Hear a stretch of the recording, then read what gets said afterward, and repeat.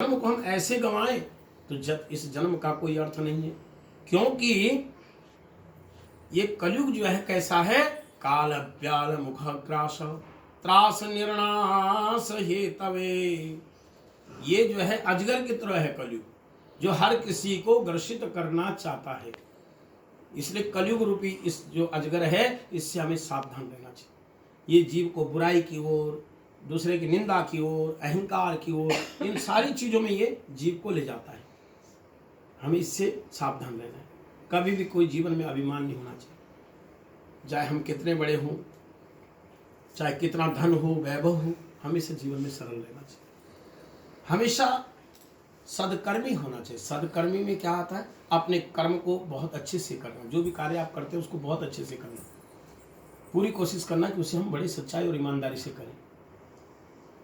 और आगे की बात क्या बताई कि आप अपने कर्तव्य पे चलते हुए संसार के सारे संबंधों को भी ध्यान रखें। जैसे आप ग्रस्त में आए हो, तो आप लोगों को अभी ग्रस्त धर्म का प्रारंभ हुआ है, और ग्रस्त ऐसा आश्रम है कि ये जीवन का सबसे बड़ा आश्रम माना गया।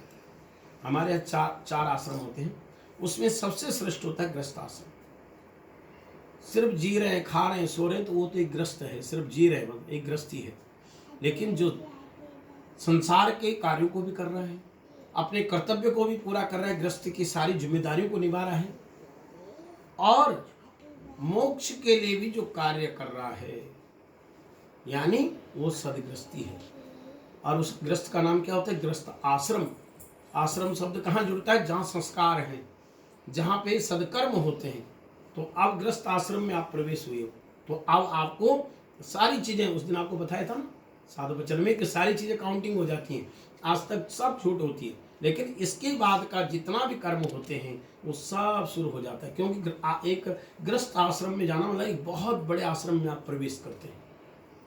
तो आज के बाद पुण्य, पाप, धर्म, सदकर्म, दान, तीर्थ, ये जितनी भी चीजें आप करते हैं, उन सारी चीजों का अब जो है गणना शुरू हो जाती है। मतलब वो पूरा आपके हिसाब किताब में ऐड हो जाता है, इस जन्म से लेकर अगले जन्म तक के लिए।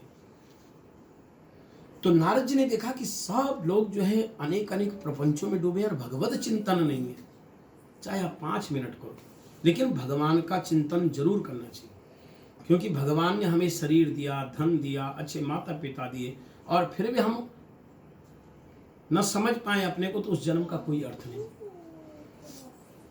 तो ये जब हमारे जीवन में आ जाएगा कि हम सदकर्म को करना प्रारंभ कर दें। भगवान तो ये भी कहते हैं ना कि एक घड़ी आदि से व्यात। जरूरी नहीं कि आप 10 घंटे भगवान जी के पास बैठोगे तब भगवान जी खुश होते हैं। आप 5 मिनट भगवान जी के पास बैठो, लेकिन मन से बैठो, तो उसका पूर्ण फल प्राप्त होता है। तो नारद जी ने देखा कि कोई भी ना भक्ति में है, न ज्ञान की ओर है, न ध्यान की ओर है, सब तो संसार की माया में ऐसे अटके हैं, उन्हें लग रहा है यही परम सुख है, जबकि संसार का ही सुख परम सुख नहीं है। तो नारद जी को बड़ा दुख हुआ, क्योंकि जो ज्ञानी होते हैं, संत होते हैं, उनका हृदय निर्मल होता है।